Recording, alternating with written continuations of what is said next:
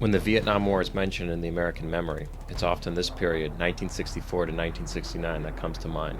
The height of U.S. military involvement, the televised horrors of jungle warfare, and a deepening national divide. These were the years when the war escalated from a distant geopolitical concern to a central issue in American life and global politics. After the 1954 Geneva Accords temporarily divided Vietnam at the 17th parallel, hopes for peace quickly unraveled. The Communist North, under Ho Chi Minh, was determined to reunify the country. The South, led by President Diem, was backed by the United States but plagued by corruption and growing opposition. By the early 1960s, the South Vietnamese insurgency known as the Viet Cong was gaining momentum. Diem's oppressive rule only fueled rebellion. U.S. advisors were already on the ground, but America had not yet committed to a full-scale war. That moment came in 1964. In August, the U.S. claimed that two of its destroyers, the USS Maddox and the USS Turner Joy, had been attacked by North Vietnamese torpedo boats in the Gulf of Tonkin. The second attack, it would later emerge, may not have occurred at all. Nevertheless, President Lyndon B. Johnson used the incident to secure the Gulf of Tonkin resolution from Congress. This gave him broad authority to use military force in Vietnam without a formal declaration of war. With bipartisan support, the resolution passed overwhelmingly. This marked a turning point. The Vietnam War was no longer just a conflict between North and South Vietnamese forces. The United States was now a direct combatant. Beginning in March 1965, the U.S. launched Operation Rolling Thunder, a sustained bombing campaign against North Vietnam. The aim was to cripple the North's industrial base, disrupt supply routes, and demoralize its leadership. Over the next 3 years, hundreds of thousands of tons of bombs were dropped. Key targets included roads, bridges, and suspected Viet Cong strongholds. The U.S. also added chemicals like Agent Orange to destroy jungle cover and crops. But Rolling Thunder failed in its primary objectives. North Vietnam's morale held firm. Its guerrilla forces adapted, and its supply lines, including the Ho Chi Minh Trail through Laos and Cambodia, remained operational. Worse still, the bombings galvanized anti-American sentiment at home and abroad. While bombs fell in the north, American ground troops poured into the south.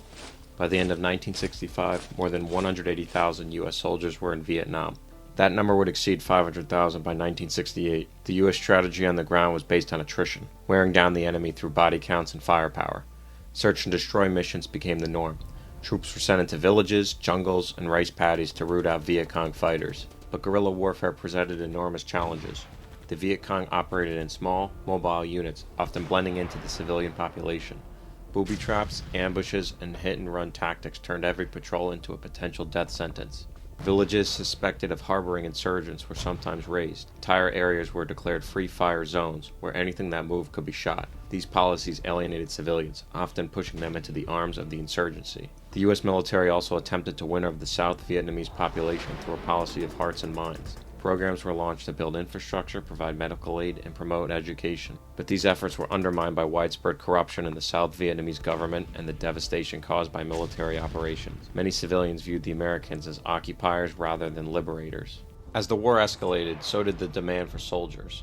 The military draft became one of the most controversial aspects of the war.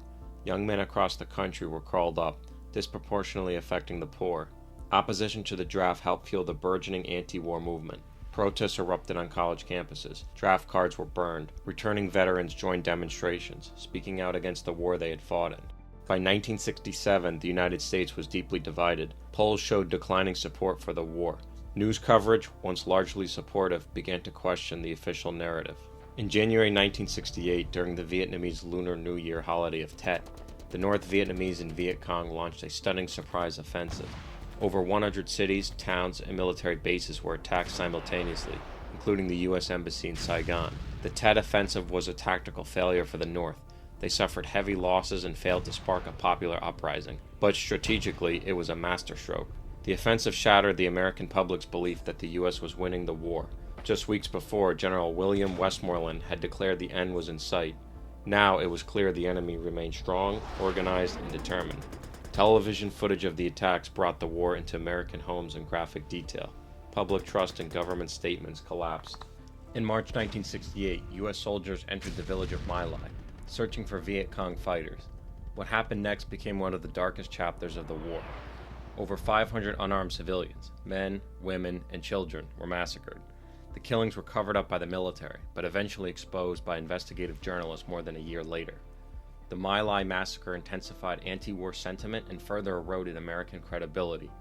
It became a symbol of the moral cost of the war and the breakdown of discipline and ethics among troops. The political toll was enormous. President Johnson, who had overseen the escalation, found himself politically isolated. Protests filled the streets. Members of his own party began to oppose him. In March 1968, Johnson made a stunning announcement. He would not seek re-election. That same year, peace talks began in Paris, though progress was slow and uncertain. Johnson's successor, Richard Nixon, campaigned on a promise to achieve peace with honor, but ending the war would take years, and it would involve a new phase of conflict, secret bombings, and eventual withdrawal. In my next video, I will cover this and the end of the war. Thanks for watching.